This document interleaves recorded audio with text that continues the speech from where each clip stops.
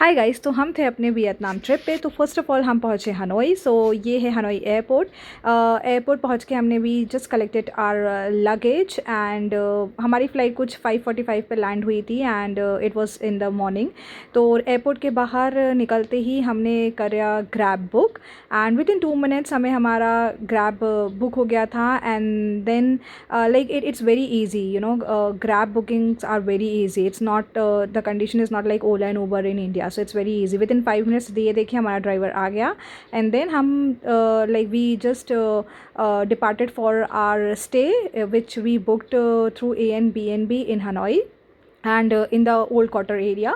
तो ये old quarter area is very happening and क्योंकि हम बहुत सुबह पहुँचे थे तो एयरबीएनबी जो लाइक द ओनर था उन्होंने हमको कोड वगैरह दे के रखा हुआ था to check in ourselves. And हमारा जो स्टे था वो एक लाइक शॉप के अंदर जाके like it was a building where on the ground floor there was a shop और लिफ्ट से like we on the 5th floor we had our room और एक फ्लोर पे एक ही रूम था। एंड सी ये कोड के हमको दिया गया था, उससे हमने वी सेल्फ चेकड इन। तो हमको लाइक खुद ही हमने चेक इन कर दिया वहाँ ये डोर के outside he they have this lock system. हमें थोड़ा समझने में प्रॉब्लम गई थी बट देन येस ये हम समझ गए थे। Okay then we got our keys like this. So it's very surprising and amazing factor which we discover, क्योंकि ऐसा हमने कहीं नहीं देखा था। मतलब ओनर को आने की भी ज़रूरत नहीं पड़ी and we just self checked in. तो इस तरह हमने लाइक कीज़ निकाली and then we just opened our door and we found the room also quite good. Like Airbnb mostly check in करवाने के लिए वही आता है, but yeah like it was 6 in the morning and see like room भी आप देखोगे it was quite decent.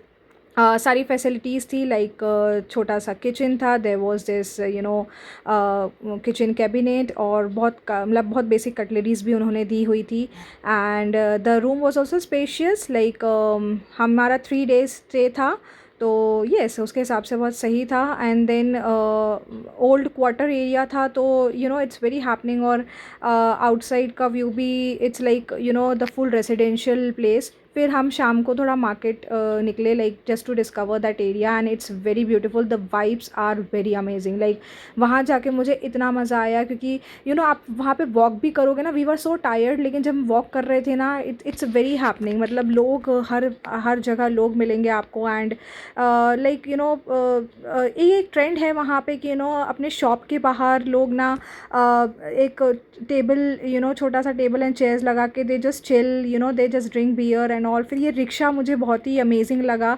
जहाँ पे the rider sits in the back and हम सामने रहते। So yeah this was all about our and please follow my channel for more such vacation updates and thank you so much. Bye.